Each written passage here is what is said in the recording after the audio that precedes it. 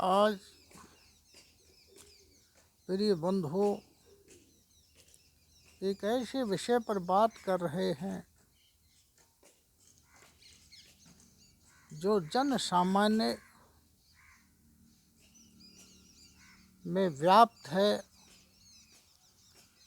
और पूरे संसार में लगभग न्यूनतम और अधिकतम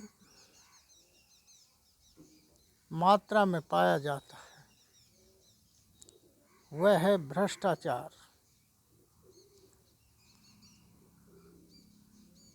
क्या भ्रष्टाचार को रोका जा सकता है? भ्रष्टाचार क्या है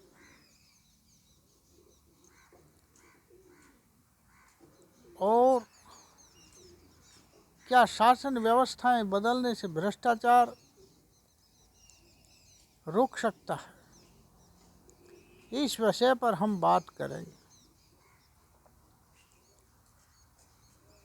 मैं इस विषय पर बात करूं इससे पहले कुछ उदाहरणों से मैं ये बताने की कोशिश करूंगा कि भ्रष्टाचार किस स्तर पर जनमानस में व्याप्त है। एक बार मैं दिल्ली गया और दिल्ली में मुझे केवल 500 मीटर दूरी पर ही जाना था, परंतु क्योंकि मैं अनजान था, उस जगह के बारे में मुझे जानकारी नहीं थी, मैं पैदल भी जा सकता था। मैंने एक ऑटो रिक्शा वाले को वहाँ जाने के लिए कहा और दूरी भी पूछी। उसने वहाँ से मुझे 10 किलोमीटर दूरी बताई और ऑटो रिक्शा को इधर उधर घुमाकर मेरे से 10 किलोमीटर के रुपये ले लिए। आप बताइए, 500 मीटर की दूरी पर जहाँ पैदल जा सकता है आदमी, 10 किलोमीटर के पैसे ले लिए गए। अर्थात जहाँ मैं 50 पैसे में जा सकता था वहाँ 10 रुपया ले लिया, 20 गुना पैसा वसूल कर लिया।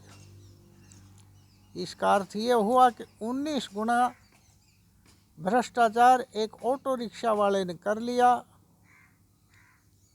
इसी प्रकार मेरे मोबाइल में मैंने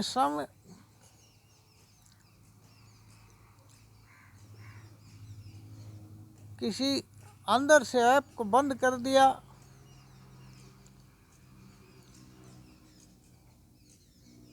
और मैं मोबाइल के जानकार दुकानदार को कहा कि मेरे मोबाइल सही काम नहीं कर रहा है, इसमें ये प्रॉब्लम। उसने कहा 500 रुपये लगेंगे, इसमें ये खराबी हो गई। उसने थोड़ी बड़ी खराबी बताई। मैंने कहा थोड़ी देर बाद मैं करवाऊंगा। मैंने वापस आकर उस डिफेक्ट को, जो मैंने टर्न ऑफ जिस ऐप को किया था, उसको ऑन कर दिया, मोबाइल चालू हो गया। हम एक बार जा रहे थे और नया गाड़ी का टायर खरीदकर, शोरी ट्यूब खरीदकर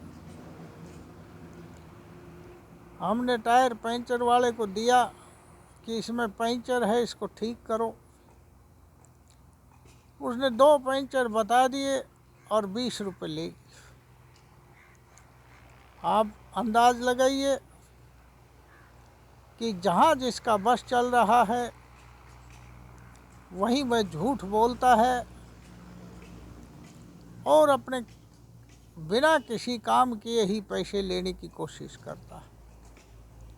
यही व्यक्ति शासन अध्यक्ष बना दिए जाएं यही व्यक्ति किसी संस्था के प्रधान बना दिए जाएं, यही व्यक्ति किसी कंपनी के सीईओ बना दिए जाएं, यही व्यक्ति किसी भी उच्च स्थितियों में पहुंच जाए तो बड़ा भ्रष्टाचार करेंगे। और ये भ्रष्टाचार जो ये कर रहे हैं, ये जो इनके बस में है, जितनी इनकी क्षमता है, उसको वो किए जा रहे हैं।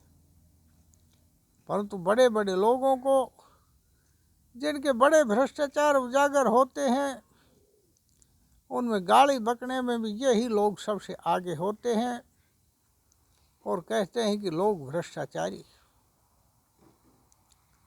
अब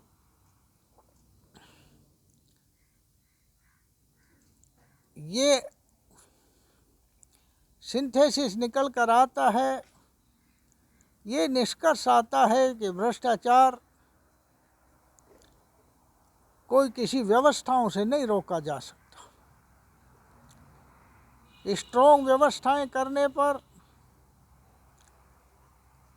आप ज़्यादा से ज़्यादा, जिस प्रकार चोरी का हम दंड देते हैं, ऐसे भ्रष्टाचार के भी दंड देते रहेंगे, परंतु वो चीज़ें रुकती नहीं हैं। नाना प्रकार के दंड हमने ईजाद किए, परंतु आज तक चोरी नहीं रुकी। कठोरतम दंड भी हमने ईजाद किए, आज तक बलात्कार नहीं रुके। कठोरतम दंड भी हमने ईजाद किए, मृत्यु दंड तक भी हमने ईजाद किए, परंतु हत्याएं नहीं रुकी और न ही भ्रष्टाचार रुका। भ्रष्टाचार रोकने का एक ही माध्यम है, एक ही साधन है, एक ही व्यवस्था है कि व्यक्ति के चरित्र का निर्माण, व्यक्ति की चेतना की उच्चतम स्थिति, व्यक्ति की चेतना की विकास, यही भ्रष्टाचार का माध्यम, रोकने का माध्यम है। अगर व्यक्ति की चेतना उच्चतम स्थितियों पर जाती है, दूसरे के प्रति संवेदनशील होती है, यहाँ तक कि जीव मात्र के प्रति भी संवेदनशील होती है, और मन और मस्तिष्क अहिंसा से भर जाता है, हिंसा बाहर आ जाती है, तो ऐसा व्यक्ति किसी कीमत पर भी कोई ऐसा काम नहीं करेगा जो दूसरे को हानि पहुंचाता हो। मानसिक हानि, वैचारिक हानि, शारीरिक हानि, आर्थिक हानि, प्रत्येक उसके लिए हिंसा होगी और वह उसको किसी दूसरे को नुकसान नहीं पहुंचाने की कोशिश करेगा। इसलिए मैं कहता हूं कि भ्रष्टाचार का रोकने का माध्यम ही केवल एक है कि मन और मस्तिष्क से हिंसा बाहर निकल जाए, क्रोध बाहर निकल जाए, द्वेष बाहर निकल जाए, तो लोलुपता भी बाहर निकल जाएगी, लालच भी बाहर निकल जाएगा, और पवित्र जो चेतना है वो पवित्र कार्यों को जन्म देगी, और पवित्र कार्यों में कोई भ्रष्टाचार की जगह नहीं होगी। मैं कहता हूँ कि non violence is the highest stage of human consciousness, where religion takes birth.